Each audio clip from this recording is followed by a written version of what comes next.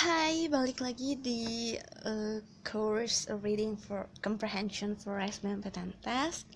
Dan sekarang kita udah ada di lesson Identifying the Main Idea of a Text. Jadi setelah sebelumnya kita belajar buat identify topik dari teks, sekarang giliran yang main idenya. Karena jenis soal ini tuh selalu ada di setiap tahunnya soal-soal SBMPTN, dan sebenarnya nggak cuma di soal SBMPTN aja, di soal-soal tes kayak TOEFL test, UN juga kadang-kadang ini tuh selalu ada gitu, selalu muncul, pasti selalu muncul. Oke. Jadi main idea itu adalah the point of the text. Jadi ini hal utama gitu, gagasan utama dari sebuah teks. And some of you may be wondering apa bedanya sama topik. Karena topik dan main idea itu sama-sama the central of idea of a sentence or a paragraph. But both are very different. So what are the differences? Langsung aja kita bahas. Pertama, main idea and topic itu beda dari formnya. Jadi kalau topik itu biasanya cuma dalam bentuk kata atau frase doang. Jadi topics itu are supposed to be stated in a simple and single word or phrase gitu. Misalkan nih cuman cat, my mother, like her story, kayak gitu-gitu. Dan ini tuh jadi sebenarnya simpel aja. Kalau mau ngeliat topik atau main idea, lihat aja di formnya. Kalau misalkan dia panjang dan berbentuk satu kalimat utuh, itu biasanya main idea, karena main idea itu penjelasan dari topik. Jadi pengembangan dari topik itu setelah topik dikembangkan bisa jadi main idea. While the main idea itu kan nih usually in a form of an entire phrase or sentence. Jadi misalkan cat have 9 lives. Jadi di sini kita ceritain di supporting sentence-nya seperti aku bilang, kenapa bisa disebut have 9 lives dan kayak gitu deh. Dan terus juga misalkan ini nih, kalau pengembangan dari topik my mother, bisa kita bikin my mother secret recipe. Jadi misalkan masakannya apa aja kita jelasin di situ. Dan misalkan ini dari her story, kan kalau ini topik masih general banget. Nah, kita bisa spesifikasiin dan kembangin jadi misalkan her story was amazing, kayak gitu. Jadi bedanya yang paling kelihatan itu kalau main idea lebih kompleks karena pengembangan dari topik. Dan topik itu lebih simple karena berupa general theme atau lebih ke broad gitu, lebih luas ya. And then how to find the main idea from the text. Yang pertama, develop the topics. As I mentioned before, topik itu dikembangkan menjadi main idea. Jadi main idea itu pengembangan dari topik ya. Jadi kadang-kadang main idea itu berupa pendapat atau penjelasan writers tentang suatu topik gitu. Jadi kalau misalkan yang kayak ini nih, her story ini menurut si others, her story itu, ceritanya dia itu amazing. Jadi ini dia bisa dijadiin main idenya gitu ya. And then summarize the passage. So after you read the passage, summarize it in one sentence that includes whole ideas of a paragraph. Jadi jangan cuma focus on second paragraph or third paragraph, tapi semuanya setelah kamu baca kalimat pertama di setiap paragrafnya, lalu kamu simpulin jadi one sentence, dan harus mencakup semua ide, semua gagasan dari si paragraf itu. Okay?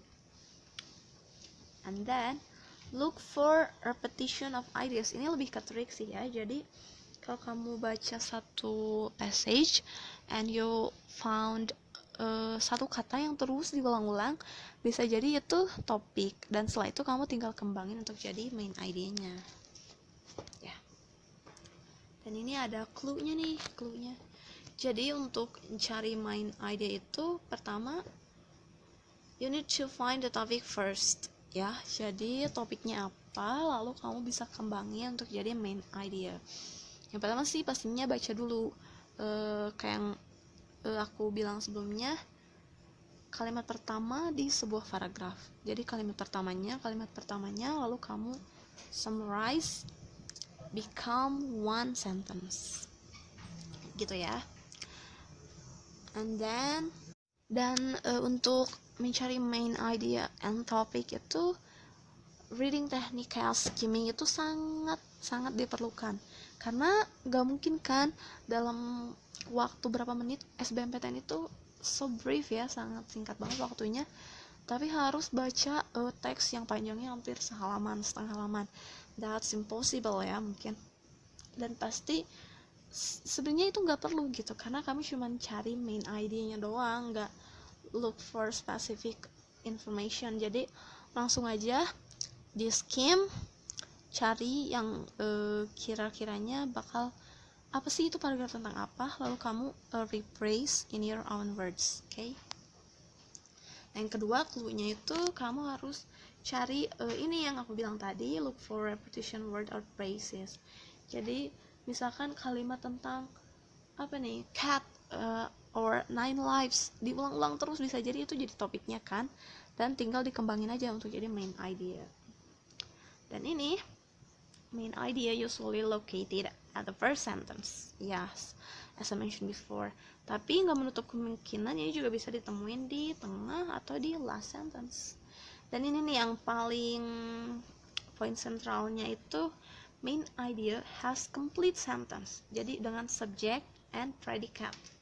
Jadi nggak mungkin kalau disuruh nyari main idea tapi cuma berupa phrase gitu.